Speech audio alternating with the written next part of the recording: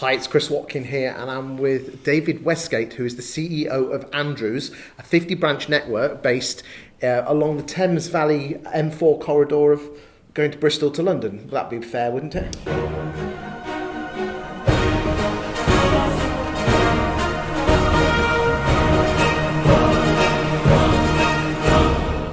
Yes, and welcome to Andrews, Chris. Great to have you here. So, the Andrews network spreads across the south of England. Strong points would be Bath, Bristol, Gloucestershire, Oxfordshire, and the general Surrey area. The question I'd like to ask you today is, Andrews is owned by a charity. What's good about that? What's bad about it? What holds you back? What's the advantages? Talk to me. Okay, it's a really interesting point for discussion. So it's one of Andrews' best kept secrets. We've been owned by a charity since inception in 1946.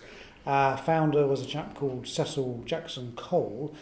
He was a philanthropist, and fundamentally his whole objective was to create commercial businesses that provided real profits for his charitable concerns.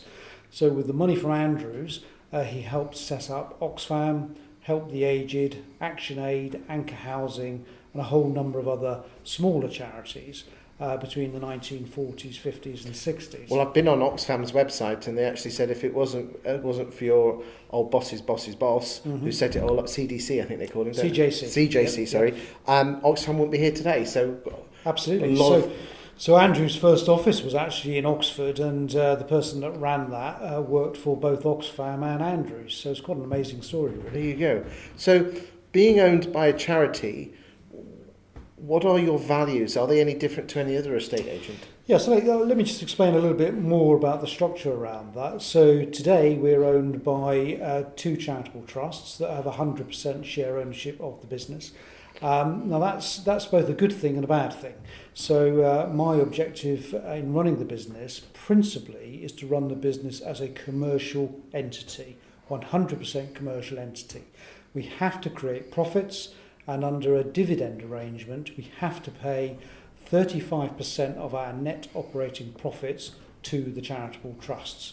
Okay, so the first and foremost important thing for me is we're not a charity, we're owned by a charity, and therefore we have to create commercial profits for our charitable shareholders to spend money on good works. It's interestingly, when I was waiting for you, I popped my head through the door and spoke to a few of your colleagues and asked them why they liked working here.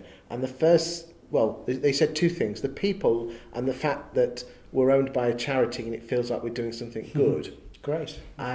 You go to any other head office of a big estate agency firm, you won't get that sort of...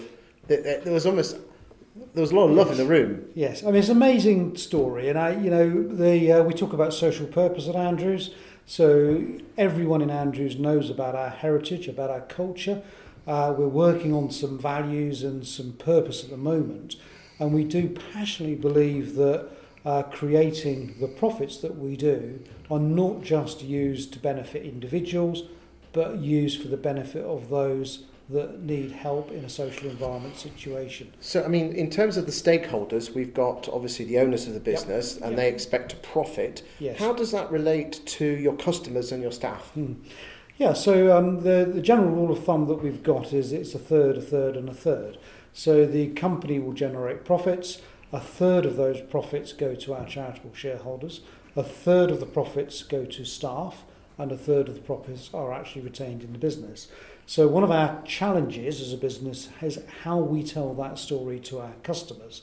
And being very frank about it, it's not good enough for a member of my team to go and see a customer and say, buy our services because we're owned by a charity. That's nonsense. It really is about actually selling the benefits of being owned by a charity. And what do you think those benefits are, apart from the obvious? Well, I think we're all looking for the magic separate identifier in any business that we run, unique selling proposition. Fundamentally in Andrews, it's the fact we are owned by a charity, and an element of the fee that someone pays us will go to a good cause. Now, not all people buy that, but our exciting sense in the modern world, particularly with a lot of young people coming through now, buying and selling, renting and letting, people are really interested in the ethical proposition of the business. Without being cheesy about it or being naff about it, we are really owned by a charity. Do you think you as a company could probably get your message across a little bit better? Yes, 100%. We've just spent the last 3 months working on purpose, values and a brand proposition, which will be launched in Q2 this year. I know when before we started, you said to me that you had 3 core values. What are those 3 core values? Well, fundamentally, the values that we're working on, which are internal values, are very much about, number 1, the customer, number 2, about the people within Andrews, and then very much about what we call social purpose.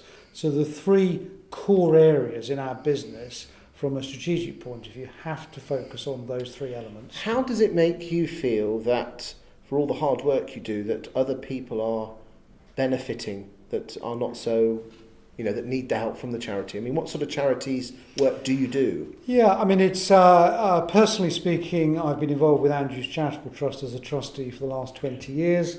And I've had the pleasure to work with organisations that work in prisons, organisations that work in Kenya to provide water solutions for people that have no water. But the biggest and most impactful project we're working on at the moment is a project called Establish, where Andrews Charitable Trust are physically buying houses. They've bought 4 houses already, 2 in Bristol area, 2 in the London area, that actually house young care leavers. So we recognise, because we're in the property space, we recognise that how can we actually get young people that are coming out of care to have a sustainable place to live, sustainable work. So it's a brilliant project, been going for about 4 years now. So on a personal basis, we're now looking at how we can reintegrate some of these young people to come and actually work for Andrews. So fantastic project. That's almost taking people full circle. So there's almost you're not just here to sell houses, as someone would say. You're actually doing good for the community. Yeah, I mean, personally, I'm passionate about exactly that. I'm not just here to make profits for Andrews. I'm here to really, really help people in the community, work with people in the community. As you mentioned earlier, Chris, one of our slight negatives on that is how we externalise that message without being cheesy, without being naff about it. Fundamentally, we have to find ways we can connect our people and our communities with the good work that's Do you being think done. you're doing a good enough job internally with your colleagues to get that message across? No, I don't think we are. As I mentioned, we are working on internal brand proposition at the moment. People know that we're owned by a charity that work for Andrews, but they don't necessarily know what that means. So we do have some more work we need to do on that. I know we're going to talk about it in another video, but you said earlier on that marketing is dead. We've almost got to tell the story, haven't we, and get people to be bought into it. Well, better than that, we want people to engage in it, because I think with the latest project, physically buying houses, I want the staff to be involved in that process. That's what we do. We can buy property. We're experts at leasing properties as well. We want to build relationships with local charities that service those environments. Where do you think the future is with Andrews and being owned by the charity? What are your plans? How much do you hope to raise in the next 10 years or whatever, going forward? Yeah, I mean, the story is an amazing one. We've actually provided donations of £10 million to the charitable trusts over the last 20 years.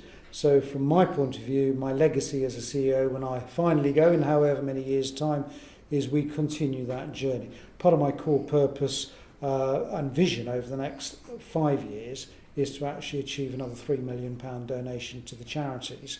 And it can only get stronger and stronger. So it's here to stay. Thank you very much. Thank you, Chris.